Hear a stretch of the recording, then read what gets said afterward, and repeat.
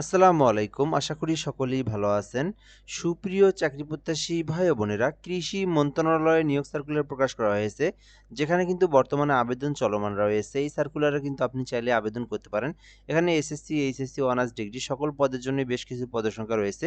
আজকের ভিডিওতে আমরা এই সার্কুলার নিয়ে বিস্তারিত আলোচনা করব। কিভাবে আপনি আবেদন করবেন, কোন পদে অ্যাপ্লিকেশন করবেন, শিক্ষাগত যোগ্যতা, পদের নাম, পদ সংখ্যা এই বিষয়গুলো নিয়ে আলোচনা করব। ভিডিওটা শেষ পর্যন্ত দেখার জন্য অনুরোধ করা হইল।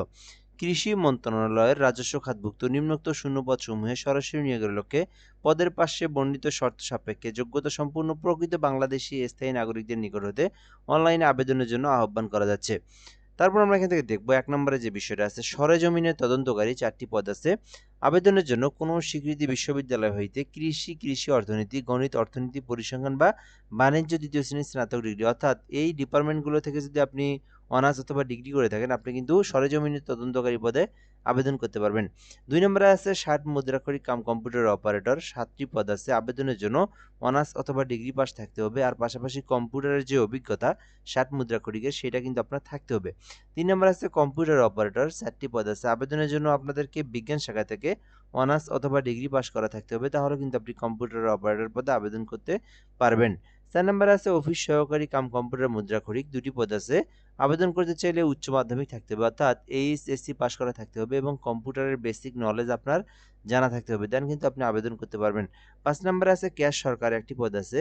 বাণিজ্য শাখা থেকে এইচএসসি পাস করা থাকলে কিন্তু আপনি আবেদন করতে পারবেন। ৬ নম্বরে আছে অফিস সহায়ক, ৮টি পদ আছে।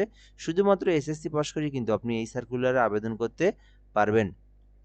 তো এখানে আমি বলব, আপনারা যারা এসএসসি পাস আছেন আপনারা এইটাতে আবেদন করতে পারেন।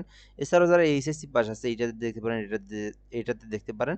আর যারা অনার্স অথবা ডিগ্রি পাস করছেন তারা কিন্তু কম্পিউটার অপারেটর পদে আবেদন করতে পারবেন। এই বিষয়গুলো আমরা এখান থেকে দেখে নেব।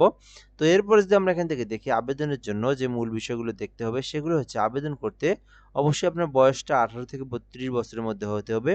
32 বছর পরে কিন্তু আপনি আবেদন করতে পারবেন না।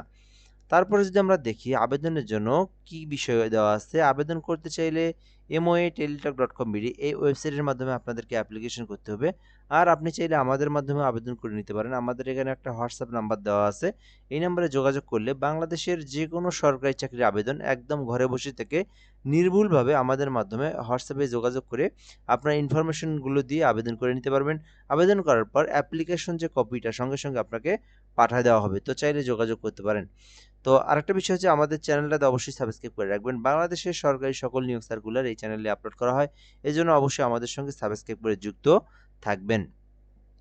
এখন আমরা দেখব কত টাকা ফি প্রদান করতে হয়। আপনারা জানেন গ্রেড অনুযায়ী ফি প্রদান করতে হয়। তো এখানে ১ নং যে পদ যেটা আছে সরেজমিনে তদন্তকারী, এই পদে আবেদন করতে ১৬৮ টাকার প্রয়োজন হবে।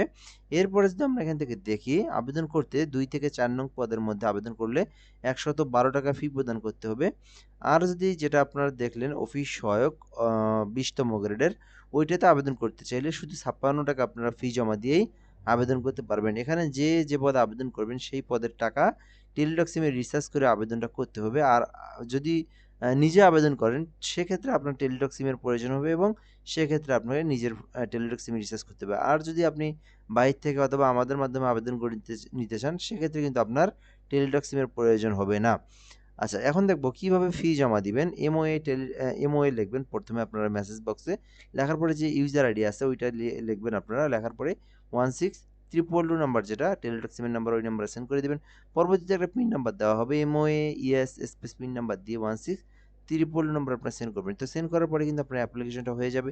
পেমেন্টের টাকাটাও কেটে নিবে এবং আপনার একটা ইউজার আইডি পাসওয়ার্ড দেওয়া হবে, যেটা দিয়ে আপনি কিন্তু পরবর্তীতে পেমেন্টটা চেক করেও দেখতে পারবেন। এই সিস্টেমের মাধ্যমে কিন্তু আপনাদেরকে আপনার আবেদনটা করতে হবে, যেটার সময়সীমা আমরা দেখব কত তারিখ পর্যন্ত লাস্ট ডেট রয়েছে। সো এই সার্কুলার আবেদনের জন্য লাস্ট ডেটটা আমরা দেখব 28শে ডিসেম্বর পর্যন্ত সময় আছে। যারা কৃষি মন্ত্রণালয়ের এই সরকারি নিয়োগ সার্কুলারে আবেদন করবেন 28শে ডিসেম্বরের মধ্যে আপনারা আবেদনটা করবেন। বাংলাদেশের সকল জেলার যেকোনো প্রার্থী আবেদন করতে পারবে। নারী পুরুষ সকলে আবেদন করতে পারবে। আর আবেদন করতে চাইলে এই নাম্বারে তো হোয়াটসঅ্যাপে যোগাযোগ করবেন। ভিডিওটা এই পর্যন্ত, ভালো থাকবেন। আসসালামু আলাইকুম।